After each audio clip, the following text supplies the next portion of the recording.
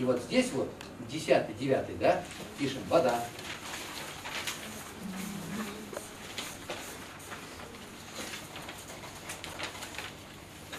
Восклицательный знак, восклицательный знак, восклицательный знак. То есть без воды получить достаточный эффект от любого лечения, от любого продукта, конечно, будет польза, но без воды будет.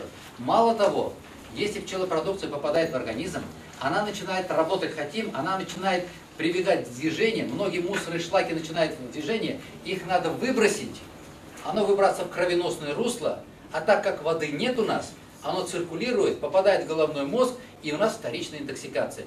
Вроде говорят, был вот вроде нормально ходил, да, начал пчелопродукцию употреблять, и вдруг вроде бы хорошо, а потом тебе плохо стало, обострились болезни. Обострились-то почему?